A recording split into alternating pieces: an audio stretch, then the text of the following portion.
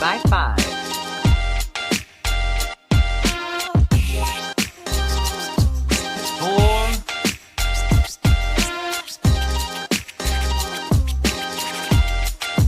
Drei Gläser.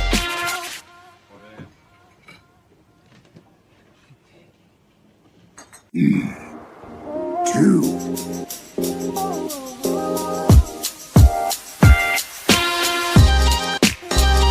One.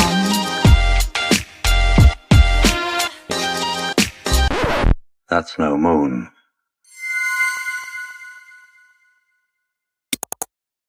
What's up, everybody? We are live. It is episode 28 of the Hardcore Casual Podcast. He is Jay of F1 Podcast fame. Hello. I'm Mason of Radio Infamy, and we are the conversation at the table behind you.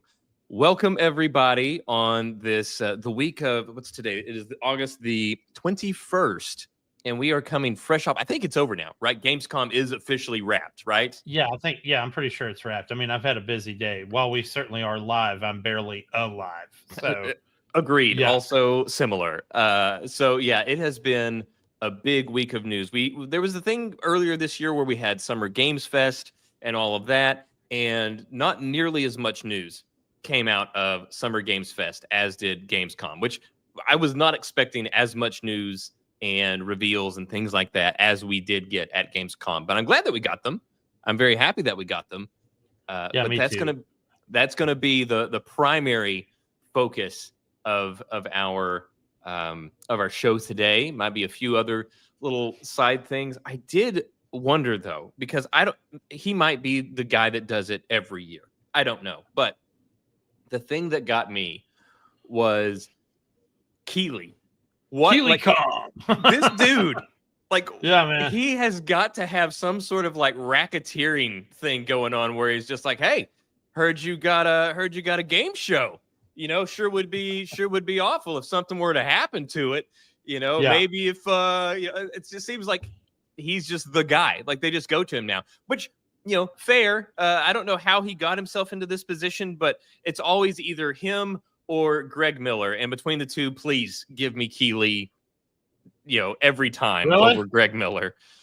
So yeah, I will take that. So that's the concession I'm willing to make. But he was there, as he is now synonymous with the games industry and any time that there's a camera turned to a stage. But yeah, so we've got plenty of Gamescom. Before we get into some of the news, the things that we saw that were interesting and all of that stuff, I don't know, Jay, it's been a long, brutal week for the two of us. Is there any grievances that you want to air? Anything that you need to get off your chest? I do have one. I am an avid viewer of Amazon Prime Video, regardless of what the naysayers say. I feel like for me, Are there has a lot naysayers? of good. I'm sure there are. Everything has naysayers, especially in Gotta be. today's world. But there's a lot of good content on there that I enjoy. The Expanse, at least for now, is still on there. Jack Ryan, love that. My Paramount Plus is lumped into my Prime Video, so that's where I watch my Paramount Plus for all my Trek shows and whatnot. And I just enjoy the platform. However, the other night while watching in somewhat of a Zen trance, and you know how everybody does that. You just get in this. Was it a Zen trance, as in you were in a state of meditation, or Zen as in you were wired from nicotine because of a little patch from a tin? A little bit of both, but I was in that Okay. mode where like everything was heightened and on point, and like I was seeing things that I normally wouldn't look at or that I would just glaze over. I'm seeing Which sounds, man. Which is funny because I think that's exactly the way Amazon is wanting you to be when you're on this platform, because Cartoon in the Network, corner for sure. of every movie or TV show, as it's finishing and the credits begin to roll, in the bottom left-hand corner, there's a thumbs up, thumbs down, like, dislike this content. When you are watching a TV show, however, you also get that button on the other side, the right side, that says next episode or whatever it is. It might be a little thumbnail, and it has a little circle that's buffering down, counting down to play the next episode. If you, however, click on the next episode, Don't watch that. Watch over on the left. It generates an auto like for that piece of content. Now, here's the thing. You'd say, well, you wouldn't have went to the next episode if you didn't like it. That is not always true. I also don't like having the choice taken from me. Maybe it takes me 2 or 3 episodes before I decide I like a show. So, I tell people all the time one of my favorite shows is Fringe because I feel like it is the spiritual successor to the X-Files. However, you have to make it 3 episodes into that show before you figure out what's going on and before it really catches you. Now, that 3rd episode, it's one of those at the end, you're like, oh my God. But the first 2 episodes are a police procedural. So, yeah, I don't like getting an auto-generated like. I like to be able to have that choice. You're here to blow the case wide open. I hope we're out there seeing that. Well, that is one thing that I am curious about, because now that you mention it, I haven't noticed the auto like situation, but I have noticed that it does it episode per episode. Whereas if you watch a Netflix show, it's just, hey, thumbs up, thumbs down, double thumbs up, for the whole series. Oh, I like this series. Great. Boom. Thumbs up. Yeah. Whereas Amazon, it's every episode. So if you have an entire season of TV, you can thumbs up, thumbs down alternatingly across episodes. And I think I can see pros and cons of that.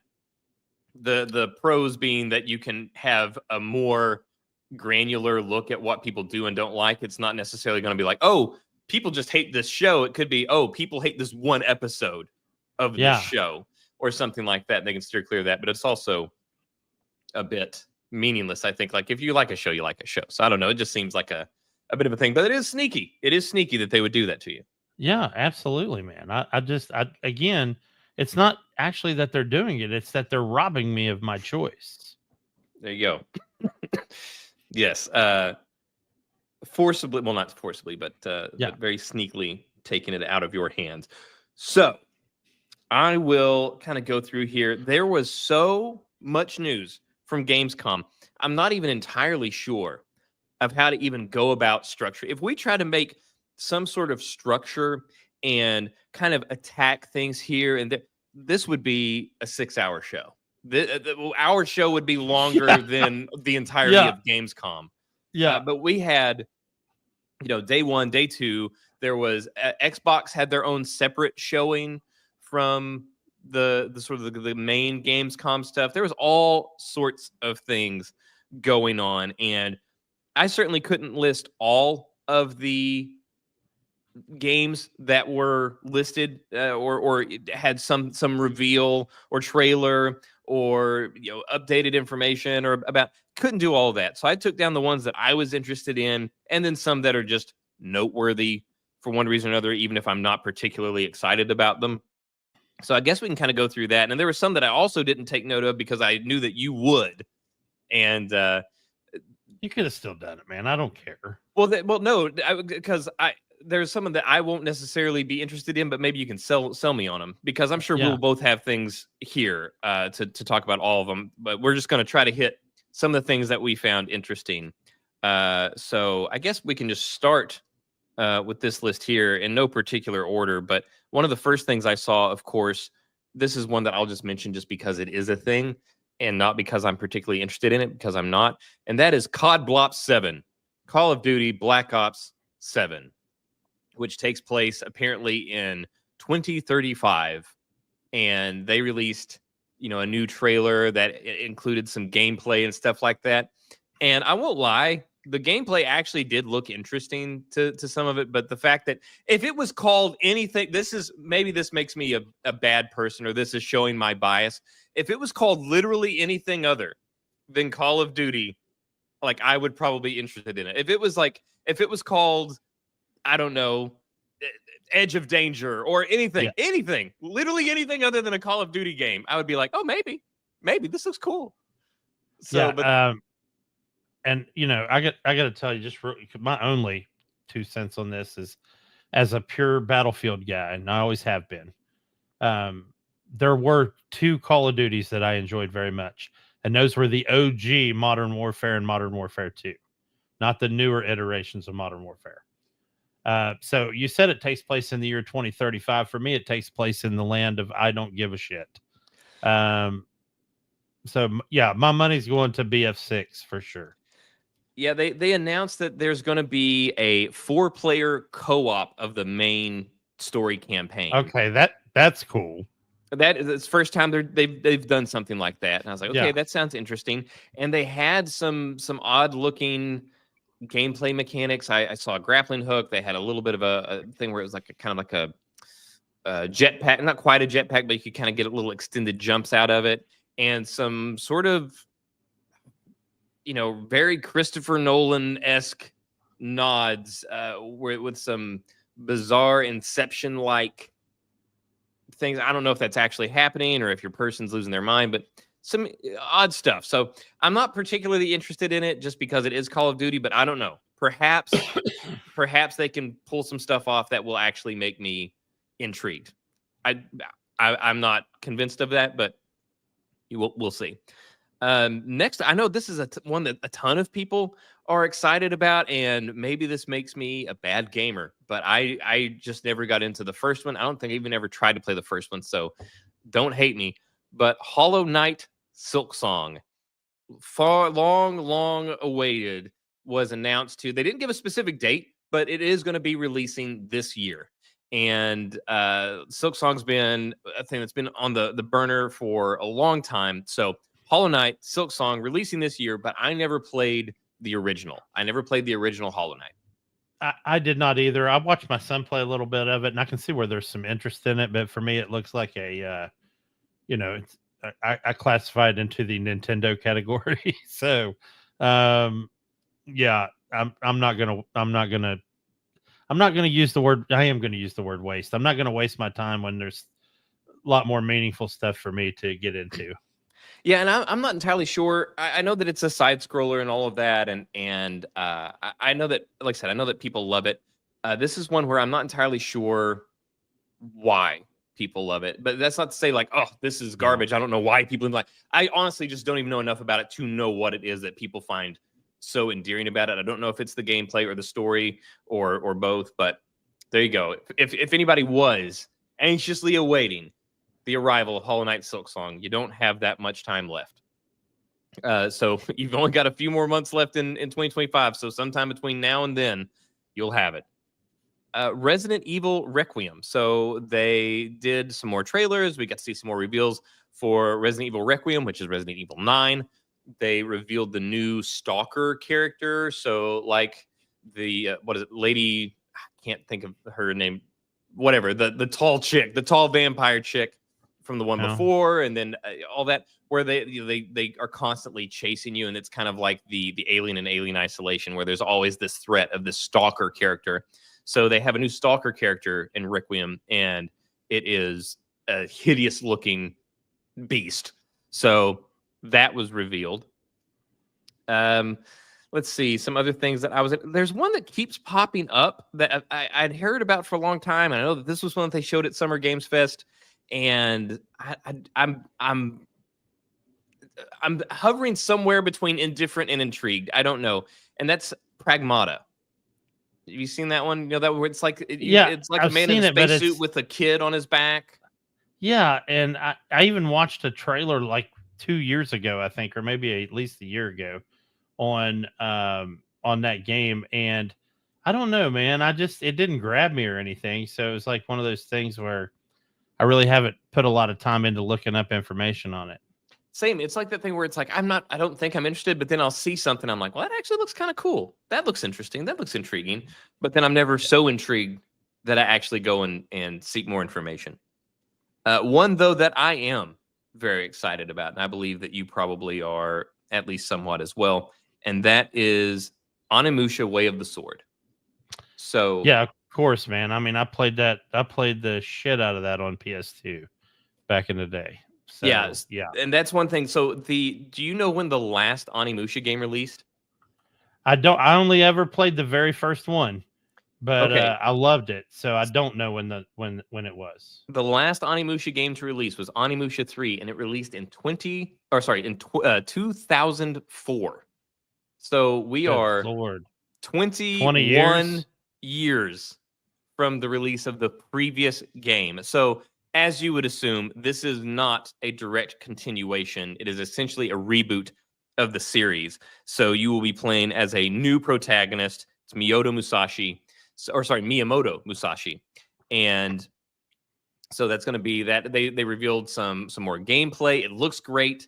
It looks phenomenal, really. I mean, it's really great environments. It looks kind of like we always say, the way that you remember Onimusha looking and moving, it looks the way that you remember that. Even though if you compare the two, obviously the original Onimusha games being on PlayStation 2 look horrific compared to what we have now.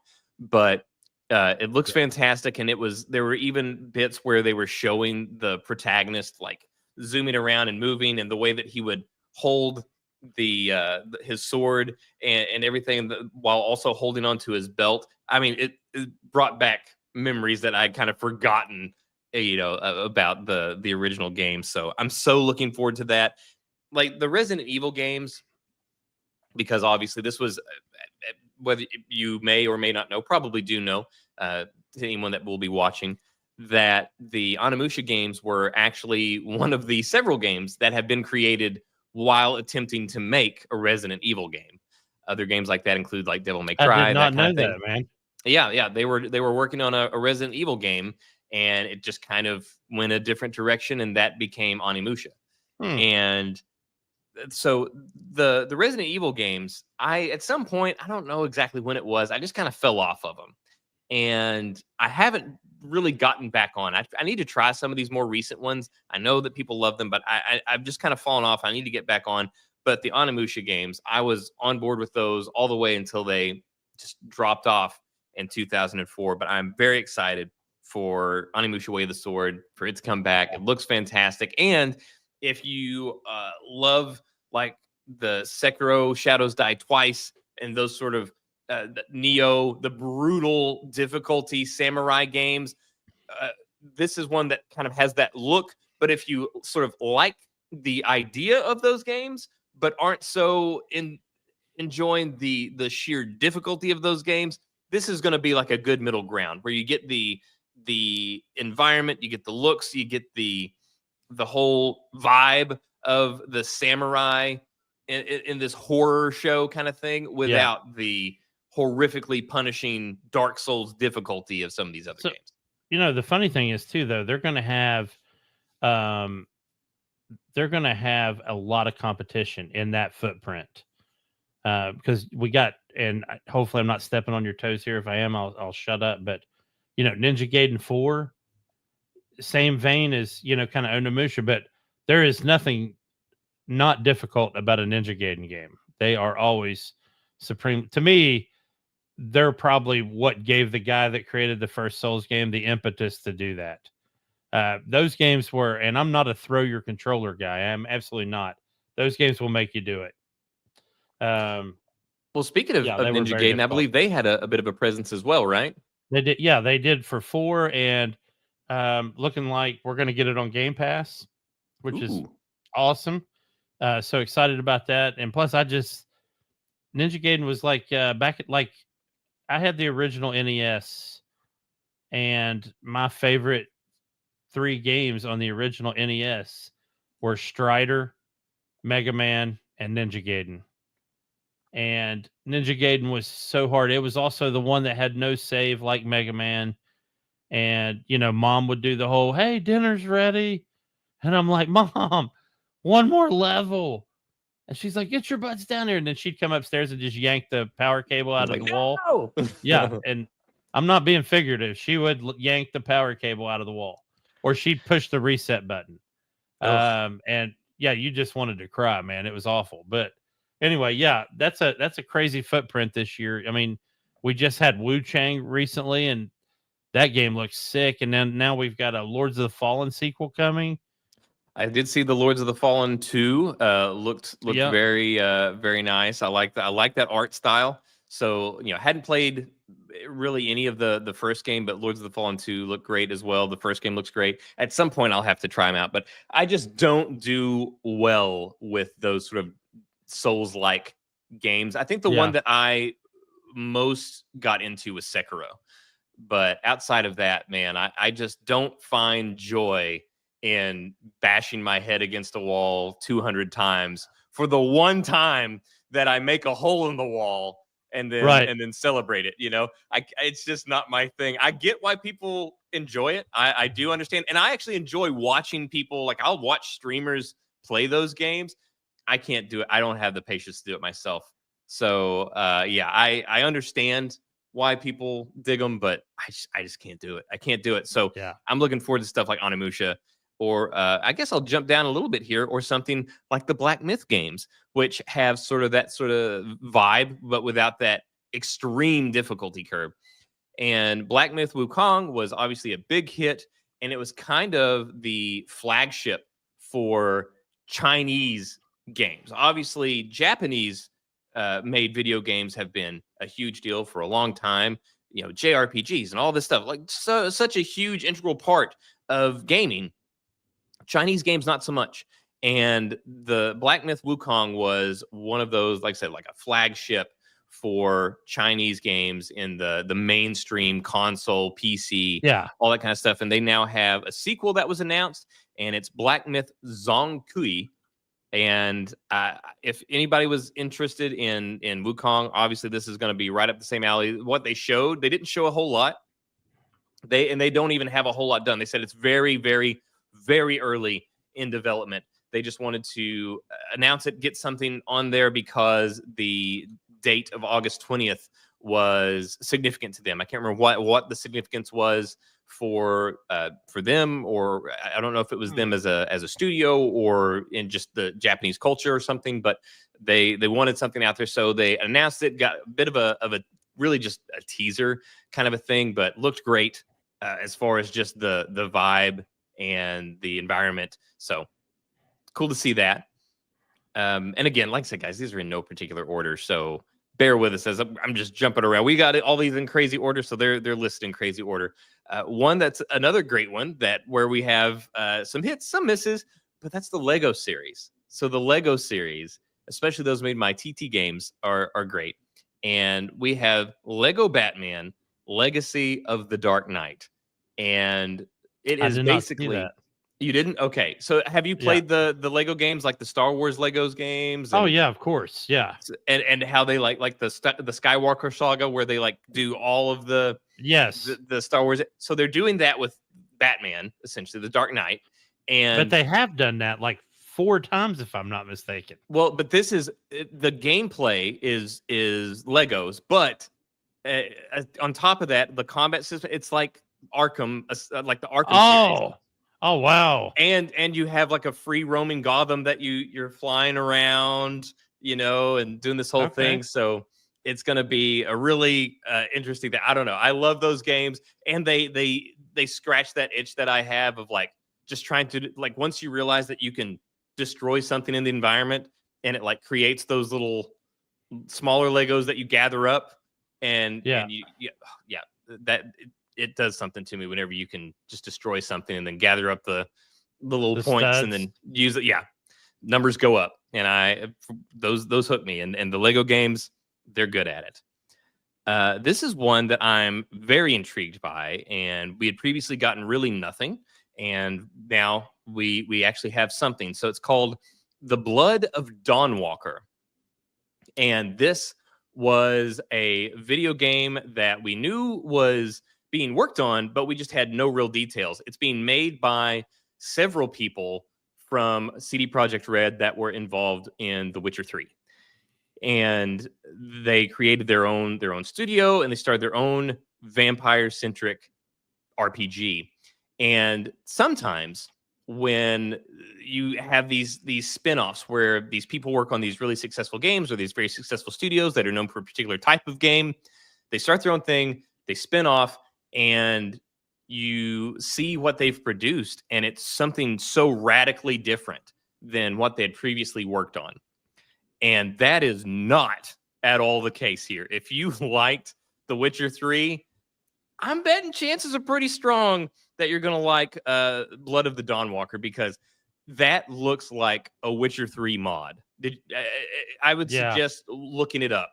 It looks like The Witcher 3. I the way thought it things was the way when I things saw move, the sword fighting that's in it, it looks like straight up Witcher Yeah. 3. And that is not me complaining. I love The Witcher 3. I adore what they did there. I am stoked that it looks. I mean, if you're gonna try to mimic something, mimic the greats. And that's what they're doing as far as all that. Now, however, the gameplay and all that stuff also has its own thing because you have this uh this element of vampirism. Are you raising your hand or I keep No. seeing a finger pop up. I didn't know if you were trying to be like, "Oh, excuse me." I wasn't Oh no, I'm sorry. It's like when I'm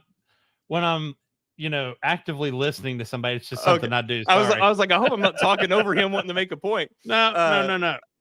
No, you can. No, when that happens, I'll be like, "Yo!" But yeah, so they have this added thing where this vampirism. So you have these vampire-like powers. You're going to be able to like walk up walls, all kinds of stuff. And they also, Yeah. if you can look at like IGN kind of breaks down some of the gameplay elements that we know of so far.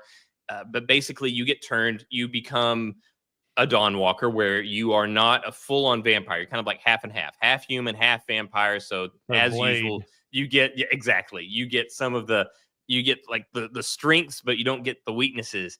And but in this case, not full Blade, because you do get the bloodthirst that you can't control. Blade has his own ways of handling that, but so they have a mechanism in there where you can try to sort of sate your thirst a little bit by feeding on animals, but it will only work so well for so long until you have to feed on humans to survive. So then it becomes, okay, well, can I find a bad guy or something in Right. time that I wanna kill bad deserves guys. to die, Yeah. or do I have to like if my time frame is too small, do I have to just grab some random, Sir, you just merchant? jaywalked. Sorry. Yeah, let me rationalize this to myself. So I don't know. I'm very interested in that one. That's one that I've been excited about since it was just announced that they were working on it. But like I Yeah. said, at that time we had no details whatsoever as far as what we would be getting from it. But I was obviously very hopeful, given that it's people from CD Projekt Red and that previously worked on The Witcher Right. 3. So it's looking awesome. We got even more Ghost of Yotai, still looking good. I'm still Yes. bitter that we don't get to continue Jin's story after they set it up for the sequel. But that said, this game looks fantastic. It looks great. Do you have Yeah. any thoughts on that? Because that's all I've got on Ghost of Yotai.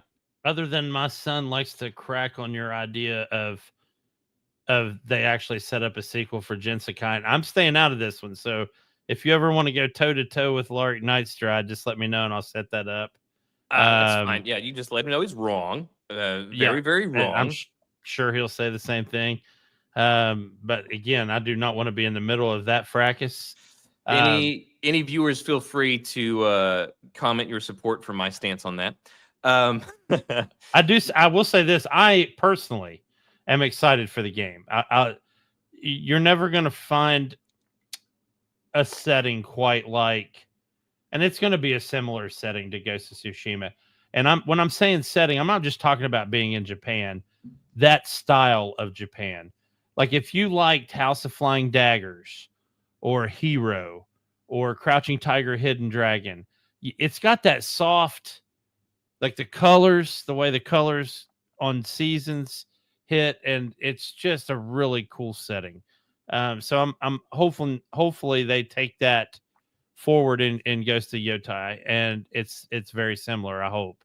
Yeah, I mean, But absolutely mind blowing. Like I love the way that they separate the biomes, like Yeah. you said, where it's like, one will have flower petals and things like that all Yeah. around, and you're running your hands across the blooms as you stride through, and then you break into another one, and now the leaves are off the trees and everything's black or something like that. Or there's the snow where everything's covered with snow, and you'll have to grab bandanas or whatever that are Yeah. flying around. You'll see them like on these surrounded by fallen samurai, and you'll just see a sword in the ground with a bandana, yeah, and I tied to walk it. up to those and bow and he'll say the little prayer, "You deserve something better" or something like that. But the Kurosawa touches in that game were mind blowing. The duels, Stellar. very reminiscent of Yojimbo. If you like that movie, that is probably one of my favorites. But 47 Ronin, the whole bit. But I'm one thing I will say this, and it's not that Jin Sakai's combat style was very much rooted in traditional Japanese samurai fighting style, which is to say, yes, it was bloody, but it was artwork. It was a dance, and it was very direct and choreographed. Her in Ghost of Yotai, the footage I've seen, her combat style is brutal. I mean, it is just blatant brutality, and I'm sure that's going to stem from. And she has a wolf or a dog. Is it a wolf? I can't remember I think if it's a wolf. It might be a dog, but I think that brutality is stemming from the pain she suffered earlier in her life, obviously. But I'm looking forward to that contrast a little bit to see what that looks like.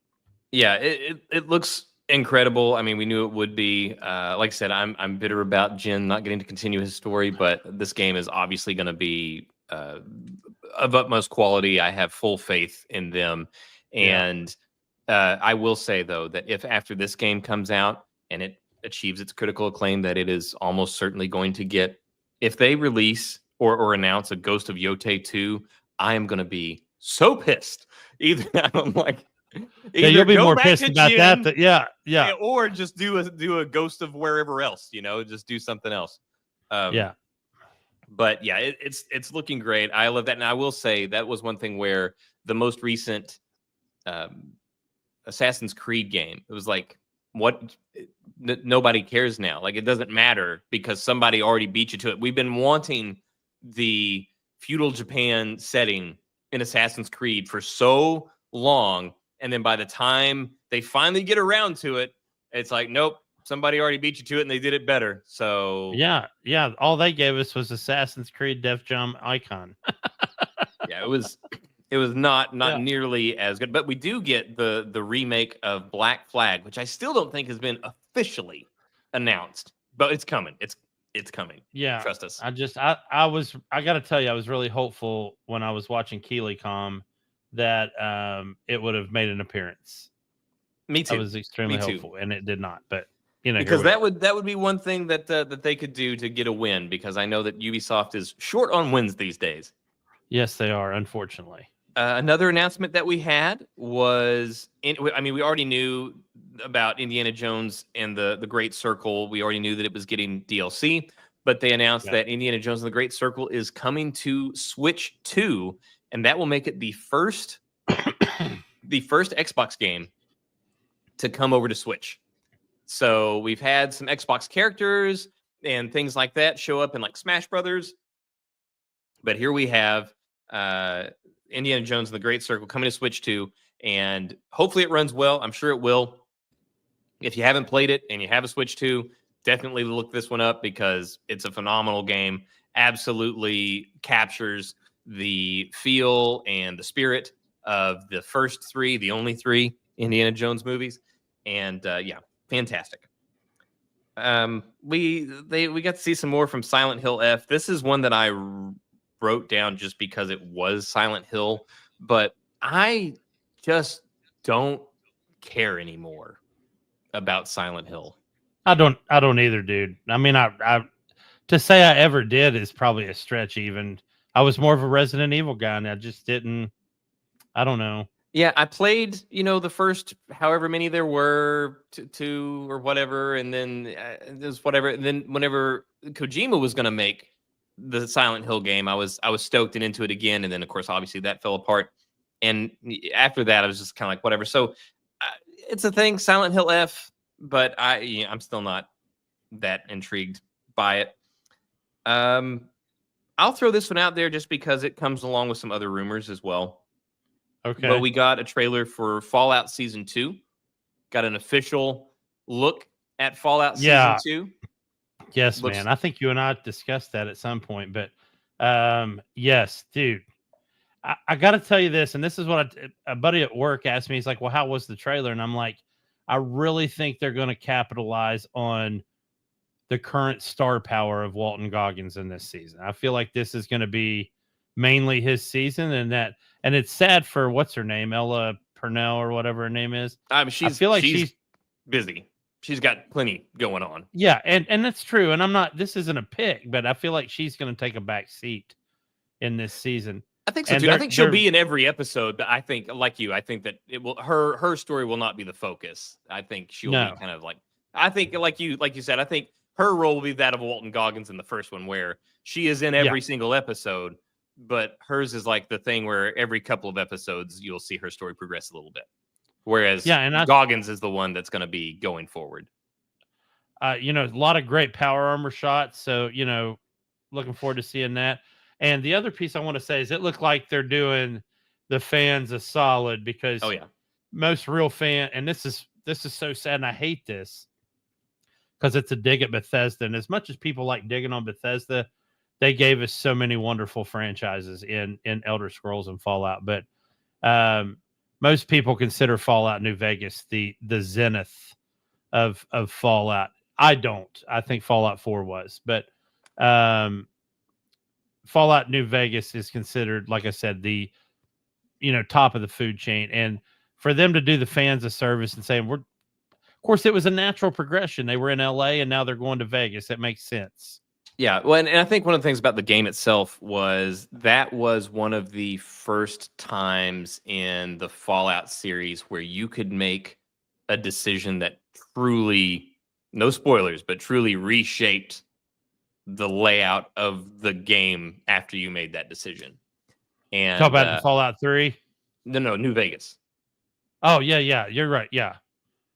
Well, so I think pretty decent one, but yeah, I think that's the reason that it holds, one of the reasons that it holds such a fond part in people's hearts when it comes to that, because it that was one where it really made your choices. Not only did you get plenty of choices, but they really did matter. It wasn't just a thing like the old Telltale games where it's like, this person will remember that, in the upper corner, where it's like, oh great, okay, so this didn't matter at all. But that fact that they are visiting New Vegas, that goes along with the rumors. This is not substantiated. This is not confirmed in any way, shape, or form, but rumors that there is work on either a remaster or a remake of New Vegas. Okay, so I actually have information on that too. Let's hear. So word on the street is they're doing a remaster of Fallout 3 that has Vegas lumped in, and it's all one game. Like you will literally transition from 3 to New Vegas. That could be cool. And that was mentioned. And this scuttlebutt came out when Fallout London was being finalized. And, they were talking about, we just did Fallout London being a mod for you listening that might not know. This was right when they were discussing the launch of the next gen version of Fallout 4, and that, hey, we're also working. They literally, Bethesda even announced, we're working on a remaster for 3 or a remake or whatever you want to call it with Vegas. So, dude, that would be just the hours in those two. Oh yeah. Well, we'll see. I'm very curious to see what they do. I would love a remake over a remaster. Get us some like really updated graphics. Like that would be incredible. I would be all for that. Another one that's coming. This is one where I've been intrigued by it just because of what I had heard and knew of the series, even though I've never actually played it. And this is also just because I'm very curious as to how this will even grammatically be put on in text on different sales reports and stuff. And that is, Vampire the Masquerade Bloodlines 2. How many colons does that have in it? I have no idea, because it's always Vampire : the Masquerade, and then sometimes you'll see another colon, Bloodlines 2, or dash Bloodlines 2, or something like that. But yeah, Vampire the Masquerade Bloodlines 2. Another game that has been in development hell for years. It has been restarted, I think, no fewer than twice at least, and it was at one point completely pulled from one developer and given to a new studio. This thing has been through it. And we actually got a full on trailer for it. We saw some gameplay, and it looks fine, I guess. I think it's fine. It looks okay. I don't know. Like all this, it's kind of like, oh, okay. Yeah, that is in fact a game. I did not see anything here that made me all the stuff that I had heard for all these years, and I am not particularly excited after seeing what they showed. So I don't know. Perhaps those that are fans of the original game can let me know if you're excited for this. It just didn't. Nothing really jumped out at me. It wasn't graphically all that impressive, which doesn't have to be. Games don't have to be graphically insane. I'm just saying that there wasn't anything that stood out, not even in just the art style. And then the gameplay didn't look particularly interesting. Honestly, this is one where, depending on when these things release, I think Blood of the Dawnwalker is gonna eat this thing's breakfast, dude. Like, so, and maybe you have a franchise that's like this, but I have watched over the years. I still remember when seeing the big ass PC game box at Best Buy in 1998 of like the first Vampire Masquerade or whatever it was called. And a huge fan of vampire movies. I used to be a big Anne Rice fan, not so much anymore, but I used to be. And the whole idea of vampires in general. So it's one of those franchises where I've literally never touched one of the games, but have always had this weird, should I play this one? Every time a new one comes, should I play this one? And I played that game Vampire because we got it free on PS Plus one year. The one where it's spelled with a Y. Yeah, with a what? Vampire. That's why I said it that way. Yeah. Oh, and that's probably not even how it's pronounced, but that's the way I say it, Vampire. But and I feel like that's probably as close to Vampire the Masquerade, and that probably is nothing like it. But and that game was unique. It was too short. But it was unique. And when I say too short, this is our discussion from last week or 2 weeks ago, where there wasn't enough story and there needed to be more. And there easily could have been in game that there wasn't. Like, hey, you finished the main story. Now you can just terrorize the streets of the city. But it's one of those, and I don't know what the mechanics are for Masquerade. I don't know if there's like some intrigue where it's not all, hey, I need to go out and kill people, or if there's some like palace intrigue type stuff. But anyway, it's one of those I don't know if you have any franchises that like that where you've always wanted to try them but never have. Yeah, well, this is one where like I always hear about it and I always wondered, but this is another thing. So not only did it not look particularly impressive, they dipped their hand into the bullshit. I thought we were done with this for years now, but they did the thing where they have 6 playable classes of vampire. A vampire? Yeah, that's not the bullshit. All right, but that's what fine. Are they?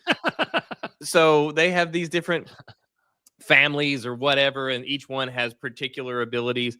But the thing that's crummy is that if you buy the base version of the game, you only have access to 4 of those classes. Yeah, we've seen that before. So you have to pay $20 to access the other 2, which are the more preferable ones. And I just don't think this is a good idea. You had your game go through development hell, so it's already got the stink of that on it. No matter how much people love the original, here's the thing, though. That one was so far back. Those people, that's not going to be enough to make your game a hit. You're going to have to bring on new people with this one to make this one worth it, especially after all the years and work that have gone into it. And now you're going to pull some microtransaction stuff like this. Like, that's bad. It's bad enough whenever we have the additional missions or whatever that come out a few months later that we then have to pay for and do that. But on launch, to access these classes, we have to pay more money. I mean, so I will not be playing this game unless it gets No. some sort of incredibly rave reviews. Otherwise, I'm like, yeah, I don't care. And like Yeah. you, I'm fascinated by vampire stuff. I think they make really great movies. Like I love the original Blade movies. I'm always interested to see Yes. the different unique takes on vampires for various movies and that kind of stuff. So I always love that. And Abraham Lincoln Vampire Slayer, all that stuff. Love the The book, book, dude. The the book book was is what. great. Yeah. Yeah. So all this stuff, And I know how much you loved Twilight, because you've told me countless times how much Yeah. you really got into the prepubescent angst of Twilight. And I'm there just are kidding, exceptions. folks. There are exceptions kidding. that I do not frequent. But yeah, Yeah. so do love a good vampire thing. But this is I'm just not gonna get into this one. Like I said, the Blood of the Dawnwalker looks like the vampire game for me. Did you ever do the Dawn Guard DLC on Skyrim? I'm sure that I own it. I doubt that I ever played it because Skyrim, I did so much where I played. You I don't never even made know. it there. No, Yeah. I've played thousands of hours of Skyrim, and I don't even know. Like I've done so little of the main story. You know, I don't even know my character's name anymore. well, I mean, it's just like you can just do so much that Holy has shit, I don't absolutely know. nothing to do with the main Holy- story. Like Yeah. I think I had one dragon shout in Skyrim. That's how little of the main story I Wow. would do. Yeah. Wow. Because I was like, I've got to take care of all these dots on the map, and there's a lot So of you dots. never got to riding dragons then? No. Oh wow. Nope. Okay. Man, you missed out. That's the best part of the game. Oh, don't worry. They'll re-release it soon. I'm sure they'll remake it or remaster it and put it out in 4K. It's the most rebought game in game history, from what I understand. Well, it's easy to do whenever you make it available on like 28 different platforms. Yes. Let's see. We got What some else other. you got? We got Helldivers 2 is doing a crossover with Halo ODST. So, yep, Helldivers. So there's always these war bonds that come out. So now that Helldivers is going to be available on Xbox, they're doing this crossover with Halo, and it will be available on PlayStation as well. Oh, so you will get to have Halo ODST gear on your PlayStation version of Helldivers 2. So technically, that'll be the first Halo on PlayStation. Yeah. Will not be the last, if I was to take a guess. No, it won't. No, it won't. Okay. Boy, the Xbox purists are gonna go ape shit. We got an Outer Worlds 2 trailer where they showed us a little bit more of the world. They showed us the sidekicks or the companions that we will have in Outer Worlds 2. So we got to get a quick look at all of or at least all of them that they're announcing, companions available to us, and the heartbreaking news that no, you will not be able to romance any of them. That was made explicitly clear in the trailer. Is that actually going to hold true? I don't know, but they made the entire trailer focus on it, and I thought it was pretty funny. So there you go. We got to get a look at there. We have more crossovers. We have Monster Hunter Wilds crossing over with Final Fantasy 14. So they will have sense. Yeah, Final Fantasy 14. It's basically like it's like an NBA trade. So Final Fantasy 14 will be getting secrets or however you want to call the little bird things that you ride, and palicos. So those will be appearing in Final Fantasy 14. And Monster Hunter, in exchange, will be getting chocobos, cactars. I knew it was coming. And more. So we don't know what else we'll get, but we'll at least be getting chocobos and cactars. I feel like the Monster Hunter fandom's getting the shit into that stick. No, that's fine. What's wrong with cactars? Come on, man. I mean, I'm not going to jump about the cactars, but the chocobos are this nice little.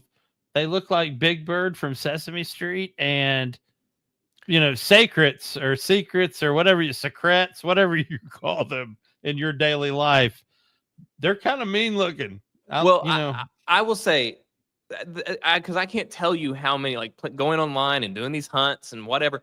I can't tell you the number of sacrets I saw that were clearly made trying to look like chocobos. They were, made Of yellow and course. all that stuff. Yeah. So now they will be able to have actual chocobos. So I assume, I don't know. We don't know exactly how these are going to be entered in. My guess is that cactars will just be a random monster that you can fight, and that the chocobos will probably be a skin. It'll be probably like a sacred skin or something like that. And who knows? The cactar, it may not even be a monster. It may be like a palico skin for all we know. But I doubt that the chocobo is going to be anything extensively. There's not going to be a lore. I think it's probably just going to be a skin, if I was to guess.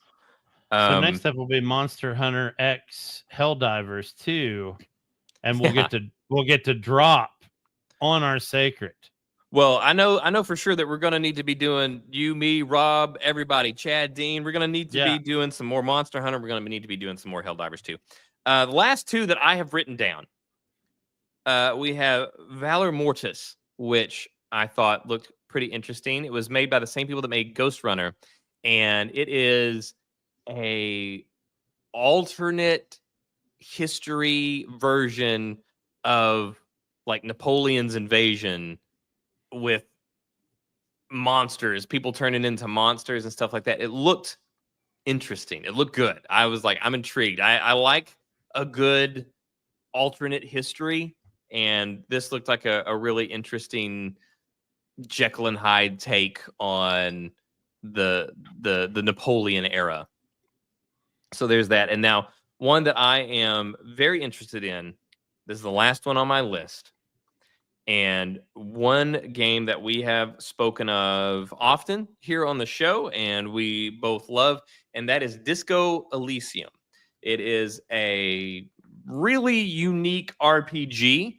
It's a murder mystery. It is, I don't know if I've ever seen an RPG where you have as much choice as you do in Disco Elysium, and so many different ways that things can go, so many side things that you can do. It's very text heavy. It's very wordy. There's a lot of dialogue, all voiced, but there's a lot of it. It's very, very lore heavy as well.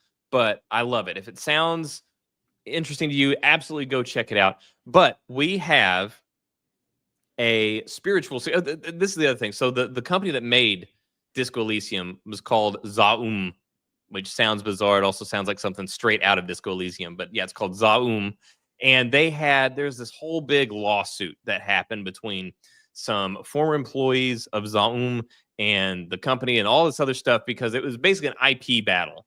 Who owned the IP of Disco Elysium? It became this big, ugly thing. There was supposed to be a direct sequel to Disco Elysium that's been shelved. As far as I know, completely abandoned because of this. Yeah, because of this whole IP dispute. But what we do have now, we got a trailer for a game called Zero Parades, and it is made by the same people. It very much looks in the same vein of Disco Elysium. It's got the sort of painted like look to the world as you move around it, but it's going to focus on espionage and intrigue and spies. And I love vampires. I also love spies, and I know you also love spies. So we have a Disco Elysium game that will focus on spies, or a Disco Elysium-esque game that will focus on spies and espionage, and I am all for it. Yeah, that is Disco Elysium right there. Anybody that is not familiar. So the Zero Parades looks very much like that. Some slight tweaks. It's obviously far more futuristic and sleek looking, but the same sort of like painted kind of motif, and the slick voiceover narratives and stuff like that. I think it's going to be great. I love. I'm not able to say enough good things about Disco Elysium. So yeah, Zero Parades, I'm super excited about that one. I've been anxiously awaiting anything even remotely as good or in the same vein as Disco Elysium. So Zero Parade that is the one I think I am most looking forward to out of all of them that I just rambled through. So that's what I've got from the list. It was not necessarily my list. I just knew that those would be things that we would both have thoughts on or whatever. So those are what I got. I know that there was some that you would catch that just didn't necessarily catch me. But I know that I saw some of these and I was like, oh, that's a J game right there. No, hands down, that's a J game. So obviously my biggest ones are ones we already know about that are coming out. And I want to highlight this month specifically because at the end of this month, we get Metal Gear Solid Delta, which is a complete remake of Metal Gear Solid 3 Snake Eater, which chronologically is the first game in the franchise. So, yeah, if you want to go through that mental exercise of trying to lay out the timeline of events. Yeah, and if you're new, if you're either just new to the franchise or you're younger and you're just getting into it, just keeping up with all the snakes will be enough to keep you busy for hours and hours. And or their big affiliations. Yeah. So looking forward to that at the end of the month. Obviously, we got Gears of War Reloaded coming at the end of the month, which it'll be on PlayStation as well. This was a game we talked about in our segment where we talked about games that came up with a skill or a play style or a feature set mechanic that would set the standard. And Gears cover shooting, also Gears Horde mode became a gold standard for games that introduced Horde mode style gameplay. So that's coming out the end of the month. Super excited to play that. And what a great story. The campaign's phenomenal. It'll keep you on the edge of your seat for sure. So looking forward to that. And really, other than the stuff you already mentioned, because a lot of those were on my list, one of the other ones that we both are super, super excited for is The Expanse Osiris Reborn. I was able to collect some information, not only from Gamescom, but from the Owlcat, and this is their Twitter/X site, at The Expanse RPG. Really looking forward to playing this. I know you are as well. We got a new gameplay trailer, but it's more of an environs trailer than it really is gameplay. But that is the first time we've gotten to see the main character actually like organically moving through the environments. Yeah. Whereas before it was like all cutscenes. So it's not quite gameplay, but man, it's pretty. This is a shot from it, and to me, this is obviously Ganymede Station, which was like the agriculture horticulture station in The Expanse, and plus it looks like it on the outside with the dome and the whole bit. But I mean, just looking at it, regardless of where it's at in the stories, just the visuals here are absolutely stunning, dude. So really excited for this game and all the different places. They did confirm we will be going to Mars as one of the pieces of news. So I'm excited about that. I didn't know if they were going to do that right off or if that was going to be like a DLC. Have they given any impression about just how vast the space that we will be able to cover is? Like how many like landable planets or stations, or are they still kind of keeping that close to the vest? They're really not. So they've been doing these little snippets that they're putting out on their X with a little like almost storyboard animation talking about Ceres and Ganymede and Eros and Mars and the UN on Earth and all the places you saw on the show. You're definitely going to be able to go. Of course, you'll have your ship, which technically is a ground-based because you're inside of it. And it's called the Gemini, which I think is funny because in the game, you're going to be offered the choice during character creation. You're going to be part of a set of twins. Here's the weird thing, though. Whatever gender you pick for your twin, for yourself, your twin is the same gender. You can't do a mixed match gender set, which I thought was weird. That was a weird style choice. But if you choose to be a dude, then you're going to have a twin brother. Are you identical? Yes. You are identical. Yes, that's the other piece. I was going to get to that, but yes, that is, you are identical, and they are your first companion. Wow, you've got something on your brain. I was just there's I no can see you working. reason for me to feel this way. But that is the first piece of information that disappoints me. That just seems like I knew uninteresting. it. Yeah, it just seems so uninteresting, and it seems like, now granted, they could play with this, but Yeah. it makes me think, and it's probably just because of the number of these games that I've played and all that kind of stuff.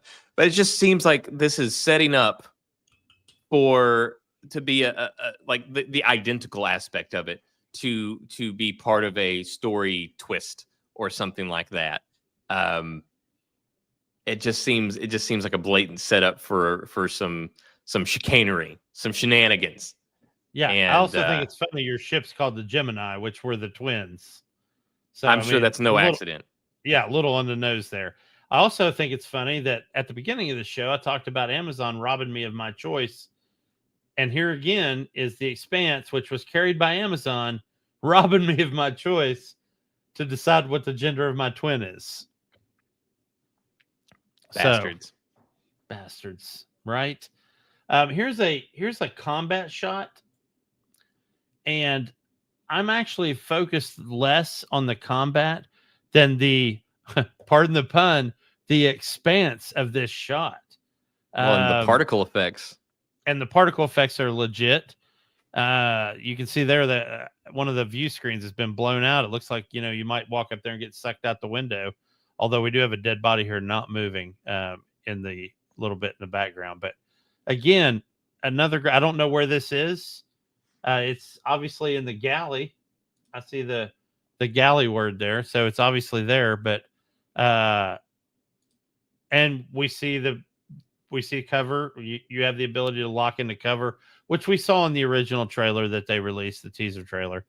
So that part's cool. And again, I love it looks very much like the show is what I'm getting at. And that part I love.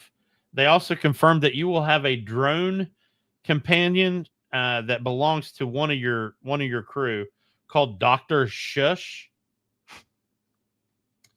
that can do, various and sundry things. Apparently, one of the big pieces of feedback that fans were having was whether or not we were going to be able to do closed-faced helmets or take our helmets off in conversation. So, you can tell these are Mass Effect players, because I love the fact that in Mass Effect, just standard, your helmet came off during a conversation, which I thought was a cool touch. Yes. This game is going to be very similar, but the devs specifically stated that your helmet will only come off if it's safe to do so. Yeah, you're not going to be in like the dead of space. Like, yeah, open your face to the vacuum of space. And they made a good point. They're like, look, it's not like you're actually going to see your face a whole lot, except when you're in a conversation. And they didn't want to get Neil deGrasse Tyson's hate mail as a result of inappropriately, doffing your mask in the vacuum of space. I'm sure he was a technical advisor, probably. I do know that he gave when talking about this show, he loved it so much he only gave it on Star Talk. They only got one hall pass, which he usually has to give hall passes a lot in sci-fi movies. But the fact that they had some, even though it was muffled, some sound in space, and I think that was more for story beat than anything else. But still. So closed face helmets was the thing. And then they did confirm, and while this is not a huge piece of news, if you're a fan of the lore, it kind of is. The Gemini will have a working coffee machine at the beginning of the game. But will you have Strike Anywhere matches? I do not know. That's a good question. I might have to find that out. Yeah, see? I'll have to ask that this week. Strike Anywhere matches. But yeah, obviously, big fan, looking forward to this, and anxious to see what becomes of it. The other one that I had, because I'm a huge fan of this franchise as well, was Battlestar Galactica Scattered Hope. And there's already a lot of people, and I'll throw this up there just for the hell of it. This is a screenshot from the game, and it's obviously going to be a turn-based strategy affair, if you will. You see a Viper Mark II here, and this screen is not very involved. You can kind of tell what's going on. It's for a lot of people that played Battlestar Galactica Deadlock, this is probably going to be a little bit similar. Or if you've ever played Galactic Civilizations, here's an actual screenshot from in-game. And you can see here it starts to get more involved. Now, unfortunately, I couldn't get some of the more crazier combat-related screenshots. But I think turn-based suits Battlestar Galactica, because if you watched the 2004 through 2008 show, everything felt turn-based, even on the TV show. You know, Adama was very much I'm going to do this, and then I'm going to see what the Cylons do kind of guy. So the comparisons to Deadlock notwithstanding, this thing has the full soundtrack from the TV show. That's and awesome. From what I understand, some of the characters will be back. So that'll be interesting as well. And this is one of those where I was like, this is definitely going to be a J game. And I do like Battlestar Galactica. I like the show or whatever, but this game just did not. Whenever I saw it, I was like, there's nothing here that like is really like pulling me in, because I don't know how much the story there's actually going to be. But I was like, I know that you love the sort of like the flight base and the ships and things like that. I know that you know you play a lot of Star Trek games like that. So I was like, I know, and of course you sent me a screenshot as well of the Battlestar Galactica thing being up. So I knew that was one of my. I'm willing to have my hype meter built. You know, I'm willing to be turned into a fan here, but so far I'm like, you know, nothing getting me yet, but we'll see where they go with it. I'm just glad they're still giving some proper attention to it, regardless, even if it's not a particular game format that I like. I'm just glad that somebody's taking it to a format and they're showing it some love. They're actually like doing it some justice. Like you said, they're taking the actual soundtrack. They're paying attention to it. So it's, you know, made by fans of the franchise that they're working with, which shouldn't be a rarity, but unfortunately it seems to be.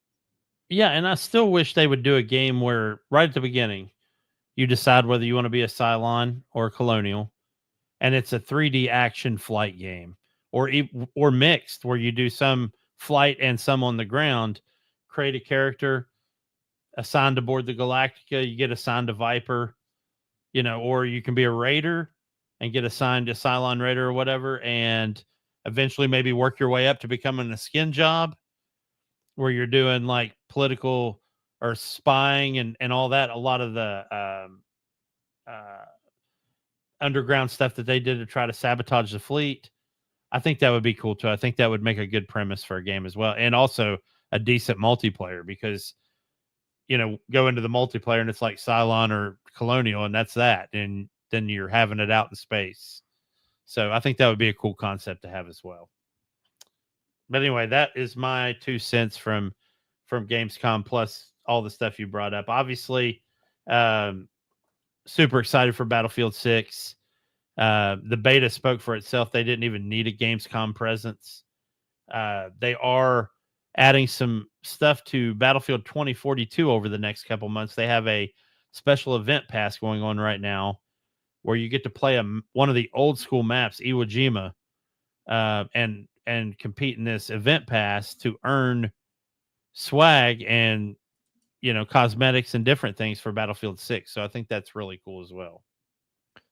Well, I don't know how. I mean, we'll see. I'm sure they'll get some out of it, but I think, you know, obviously 2046 was not exactly the most beloved entry into the series. Yeah. So I'm sure they'll get some in it, but I think most people are just still going to be like, nope, I'm just waiting on 6. Just waiting on Battlefield 6.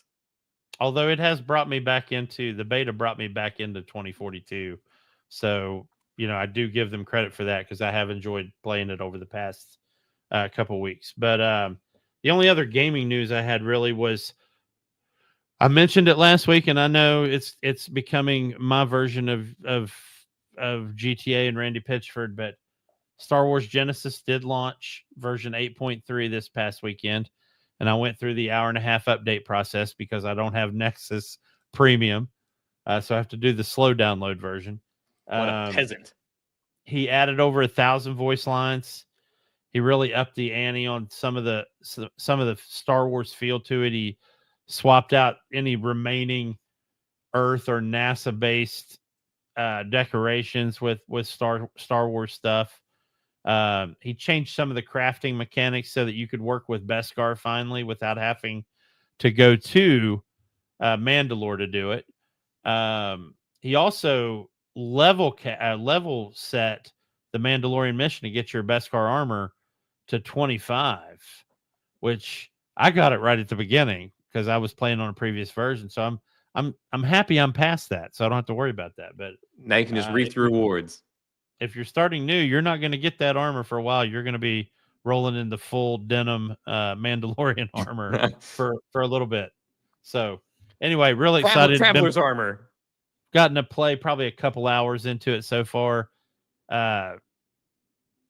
Some of the fights are a lot more beefy now, a lot harder to take down some of the enemies. So good times, and I've enjoyed it very much. Well, I do have one more piece of gaming news that is separate from Gamescom and all of that stuff. And that is Rod Ferguson, which this ties into two things. One, you just mentioned Gears of War. And we previously, I believe it was last week, we were talking about BioShock. So Rod Ferguson previously worked at Epic Games, was part of Gears of War team. Was brought on by Cliffy B. After working, he previously worked with like on the suits side of everything. Then he came into the development side and was a huge part of the driving force behind the Gears team. He then went to work on BioShock games, and then he went to Blizzard, where he was part of the team that worked on Diablo. But he recently stepped away from Blizzard, and on the 19th, so just a couple of days ago, he came to Twitter and he announced, "Would you kindly allow me to share some news? Some of you guessed it. I'm returning to 2K to lead a series that means a lot to me as the new head of the BioShock franchise. I'll be heading up Cloud Chamber and overseeing development of the next BioShock game, along with franchise extensions like the in-development Netflix movie. While I'm excited to get started in the coming weeks, I recognize the studio restructuring is a difficult time for the team. I'm deeply grateful to the work done so far, and I'm committed to building a BioShock game we'll be proud of and that our players will love. For now, the fire hose of onboarding awaits, and I look forward to sharing more when I can." So I don't know exactly how to feel about this. I'm kind of mixed. On one hand, we've had, like he mentioned, the restructuring. There's been a lot of turnover and unrest at the development house for BioShock. There had been layoffs and things like that. And now he comes on and he talks about the work done so far. So obviously he is coming on board mid development. I'm sure it's still very early on, but it's not from concept forward that he's working here. So we've obviously had this was not the way that it was intended to go. So this is something where he's kind of brought in to fix things. That said, though, I do like Rod. I think that he did a lot of really good work whenever he was part of Gears of War 3. Now, the Diablo aspect of it, I wasn't a big fan of the most recent. I mean, the most recent game, it was fine, but it just seemed to, I don't know, it was missing something. Maybe not his fault, but there we go. That's the big news, is that Rod Ferguson is now rejoining the team at working on BioShock. He's going to be the head of the BioShock franchise. So we'll see. We'll see if maybe they can kind of come out with something, kind of turn the franchise around with this lull that it's kind of hit. So there we go. Rod Ferguson of Gears of War fame heading up BioShock franchise. And also learned, which I was unaware of this, that they're developing a Netflix movie about it. So really, I mean, that he mentioned that he is going to be overseeing development of the next BioShock game, along with franchise extensions like the in development Netflix movie. I got to tell you, and again, I know you jumped my case for not playing past the first BioShock game, and I do that a lot with games. Jump your case. I just and I know I'm using that as a fun-loving jump my case, but I love that first game. there's a part of me, and I think I'm just now realizing that it's a subconscious thing, where I'm scared to death that the sequel will suck. Yeah, that's And Go ahead. Mass Effect. You don't know how scared I was to play Mass Effect 2. It took a couple weeks. I did not get that game on release day. It took a couple weeks of like the entire world going, "Oh my God, this is the best shit since sliced bread," before I did it. And so I played that first BioShock game. I loved it. By the way, real quick before you get to your thing, I do think that would make the best movie. Of course, that's all I have to go on. But I do think that would make a great film. Go ahead. Well, Sorry. no. I was just gonna say, so yeah, it was very nice of BioWare to kind of hold off on that disappointment for you until the end of the third game, so that like leave you with some good stuff before really giving you the shit platter for that original ending. And as far as BioShock, I think the first game would definitely be the way to do it as far as the movie goes, just because the only other thing that we have right now of games that have released, the only other environment that we have is this city in the clouds. And I think if you're wanting to like see how this goes and just kind of test the waters on BioShock movies, start with one that's easy to keep the costs down. Yeah. This thing it's in claustrophobic things. It's on this underwater city. I think it would be far easier to keep costs low for those kinds of environments, as opposed to this city in the clouds with this grand thing and this massive bird that follows. But the other thing I will say there as well is that BioShock Infinite is very much separate from the other BioShock. So BioShock 1 and 2 both took place in Rapture, but BioShock, was it Rapture? Was that the whatever? Anyways, but Infinite was its own thing. So Infinite was a good game. It was fun.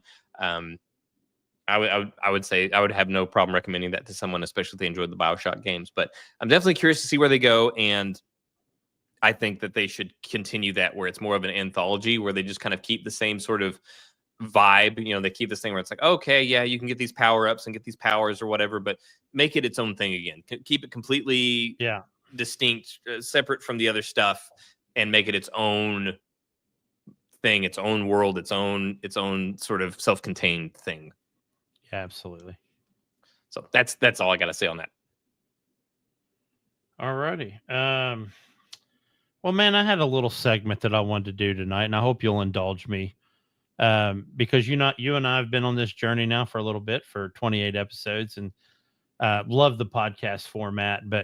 And we both are sci-fi nerds, and we love seeing our favorite people in the shows that we like to watch. There's been a couple shows over the years where few of the actors have spawned off and done their own podcast. So this is kind of my way of saying this is what I like to watch when I watch a podcast. But the first one I want to talk about stems from a show that started out not loved at all and has grown a cult following, which was Star Trek Enterprise. It was just called Enterprise. I think it was the last season before they added Star Trek to the title line. And of course, this had Scott Bakula of Quantum Leap fame, who played the captain, Jonathan Archer. And you can see his crew here. But two of his guys, and I'm speaking of Dominic Keating, who is second from the left, played Malcolm Reed. He was the security and weapons guy. And then to the far right, you had Connor Trenier, who played Charles Trip Tucker III from Pensacola, Mr. Keep Your Shirt On, Lieutenant. They started their own podcast. And, it's funny because you and I have talked about where we started and where we've made it to.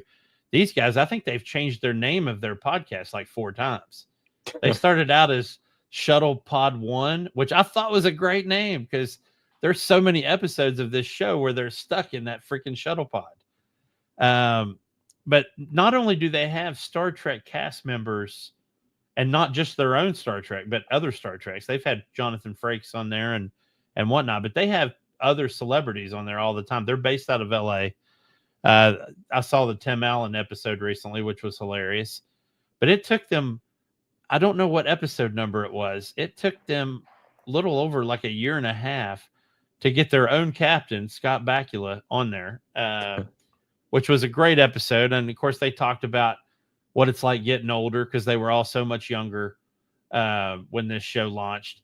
But they're starting to gain some stride. Here they are on their local morning news out of Los Angeles. They obviously are much older, which is fun for me because, I get to watch, as I get older, I get to watch these guys that I grew up watching TV get older as well. But it's a really cool podcast. It's called the Decon Chamber. I'll put the link right down here real quick for now. Let me everybody. just ask a question here. So obviously one's named Dominic, one's named Connor. So Decon, but the Decon Chamber, is that also what they call the decontamination chamber? So I'm so glad you brought that up because I would have forgot to bring this up. There were so many, all the most awkward scenes in this show took place in the Decon Chamber, including in the pilot episode, which if you saw this picture again. Is it decontamination? Is that what it stands for? Yeah, decontamination. Okay. So every time they did an away team, they had to come back and it was, I guess at this point, the Federation doesn't exist. So Starfleet would require them to go through this decon chamber before they could come back aboard the ship. And as you can see to the left of Scott Bakula, their Vulcan science officer was a smoke show. So in the first episode, they're down to their skibbies in the decon chamber, and it's Connor Trenier, Trip, and I forgot who else was in there. Oh, Hoshi Sato, Linda Park, right there, the comms officer. And it was kind of an awkward scene. And then every episode that they had to be in that decon chamber was just weird. So yes, the Dominic and the Connor thing, obviously, but it's kind of has its own pun because of how awkward those pieces were. But I challenge you to look it up. And folks, if you end up watching this episode, just go to that YouTube link minus the starring. I don't know what happened there, but youtube.com / at the decon chamber and watch an episode. They have some great celebrities on there. If you're into the same stuff we're into, you're going to see a thumbnail of a celebrity and go, oh shit, wonder what they had to say. So they're about an hour and a half long. They're really good. So I challenge you on that. And the other one from one of my other favorite sci-fi shows of all time, which we've already brought up tonight, Battlestar Galactica, is the Katie Sackhoff show. And if you're not familiar with Katie Sackhoff, she played Starbuck in the middle of this photo, the blonde. And she also played Bo-Katan Kryze, both the voice in the Clone Wars, or Rebels, was it? And then also in live action in Book of Boba Fett and The Mandalorian. And this is her photo card for the show. But dude, also married to Carl Urban.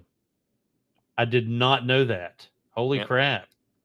So anyway, she also has a great show. She recently had Tom O'Pennicott, who played Hilo on Battlestar Galactica, who played a dick Russian guy, Demi the Twin in Altered Carbon. He was on there recently.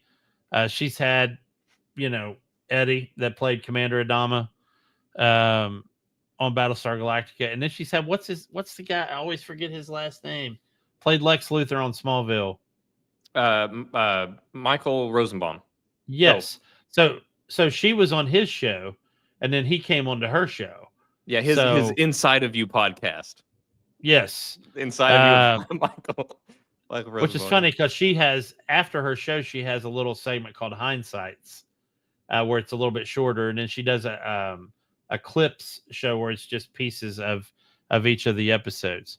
But also a really good laid back casual podcast if you just want to hear a sci-fi chick talk to other sci-fi related people.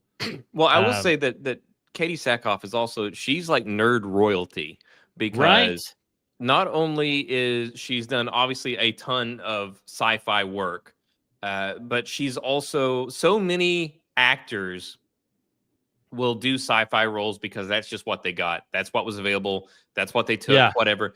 But they have no interest in it. She's one of us. She's a nerd. Yeah. She loves sci-fi. She loves the game. She loves all this stuff. So she, not only is she involved in it, but she's involved in it because she loves it and she's interested in it.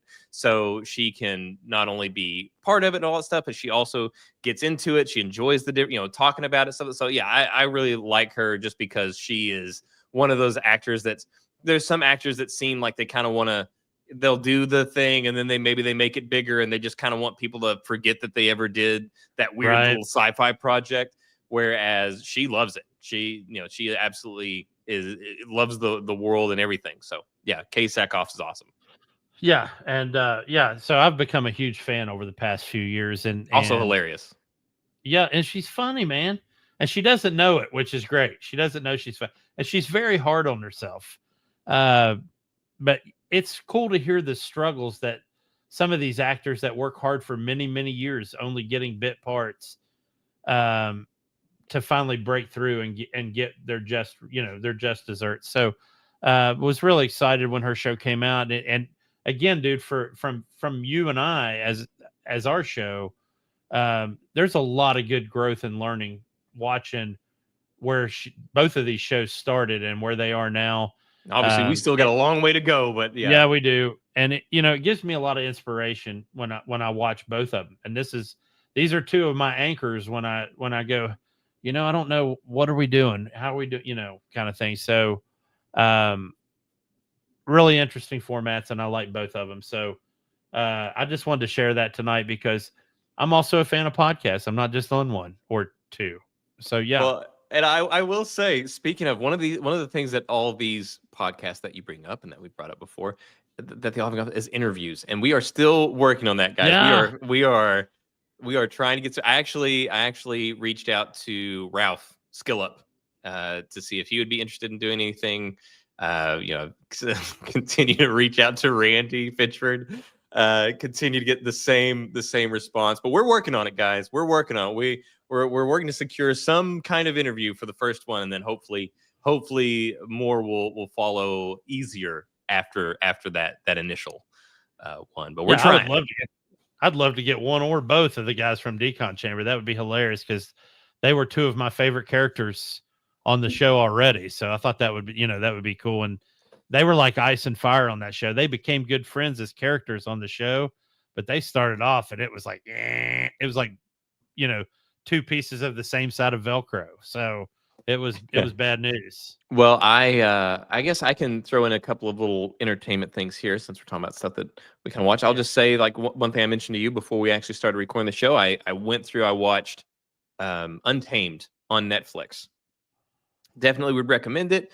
It's listed as a thriller, and there are certainly it doesn't have the sort of really suspenseful aspects that you kind of associate with thrillers, or that I do, but it is very much a murder mystery, and it's in a really unique locale. It's in a national park, and I don't know, it's very well done. It stars Eric Bana, and I love Eric Bana. I think he's a great actor. Been a fan of his since he did the Ang Lee Hulk movie that was not that great, but he was in it. That was my first time seeing him. I like that one, man. I liked it, but it wasn't great. That's one of the, I'm like, I enjoyed it, but I know that it wasn't a great movie. Right.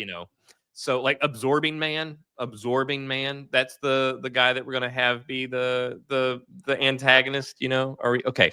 Anyways, but stars Eric Bana, and it was good. It was initially intended to be a limited series, and it was such a hit that it's been renewed. They actually they agreed to do another season, at least one more. So we'll see. We got more coming up. And last weekend on Friday, went with my son and my girlfriend, and we saw Weapons.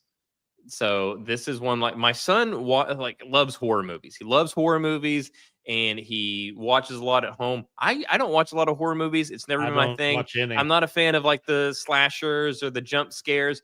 I've always said, like, I'll watch a horror movie if it's got a story to it, but I don't want to watch a horror movie if it's just jump scares and slaughtering, because it doesn't appeal to me. So I like the first few Saw movies before it got really crazy. You know, I really enjoyed those. There was a story, and then so I'm not opposed to horror movies on principle. It's just got to have a story. But I kept hearing such good things about Weapons and getting a lot of really great word of mouth, and they're doing way better than anybody that had anything to do with the film, way better than anybody could have expected. And so I asked Izzy if he wanted to go. He said, yeah. So we went, and we lost my train of thought there. Oh yeah. So it was going to be our first time. I'd never seen a horror movie in theater, neither had he, but we went and saw it. I will say I was very pleasantly surprised. It was a really great movie. I thought it was, I wouldn't even necessarily call it horror. There were certainly elements of horror there. There was a bit of gore. There were a couple of jump scares here and there were some very tense parts to it. But I don't know. I would put it more in the category of a thriller. Even it's really well done. I super enjoyed it. I've never even heard of it. Okay, so basically, you have Julia Garner, Silver Surfer. Yeah, she is a teacher. She stars in it as a teacher. Then you also have Josh Brolin as a parent in there. But the concept is that basically the movie opens with this narration, and you learn about all this, and it shows it in the trailer that Julie Garner is a teacher, and one day she goes into class, and her entire class, except for one kid, is gone. And it's because at 2:17 a.m. in the middle of the night, all those kids got up and ran out the front doors of their homes and disappeared. And the whole thing is, what happened? Where are these kids? Why is this happening? What's going on? And it takes off from there. And it does a really interesting, a really good job of showing you different aspects, different views. So you meet different characters throughout the process of the movie. You meet her character, Josh Brolin's character. You meet several other characters, and then you get Emile Hirsch is also in it, does a great job. But you meet all these different characters, and then you see the movie from different points of view. So you see it first follows the teacher, and then it follows someone else, and then you'll see some of these things where you'll see where their stories kind of overlap and intersect, and where they diverge, or something that you saw in the background of one movie, or sorry, of one story, you're now living through another perspective of it. I don't know. They did this really great job of sort of weaving this narrative and this mystery. And I will say that it goes in a direction that I certainly did not expect from what they showed. And as a result, I don't think that they wanted that sort of twist aspect to it to be revealed, so I'm not going to reveal it. But it has a really interesting setup. It goes a really interesting way. We had a great time in the movie. It sounds crazy to say about a horror movie, but we had a great time. Right. And especially towards the end, there's this director is really good. I know he had a really well-regarded film called Barbarian that he had done before this that a lot of people loved. Izzy had seen it, and he had told me about it. But he clearly is really good at like picking these beats where he could sort of manipulate. He's very good at manipulating the audience, where he'd build you up towards something and then deliver it. And then he also was, especially towards the end of the film, where you actually got some really big laughs. Like the entire theater would laugh out loud. Like it was intended to be funny, and you laughed. And so weird.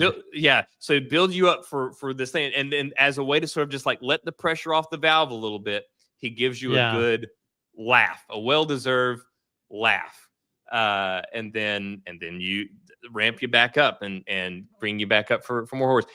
It was a unique ride, but again, it's called Weapons, and I just would say if you are not a fan of horror movies, don't worry. Generally, I'm not either.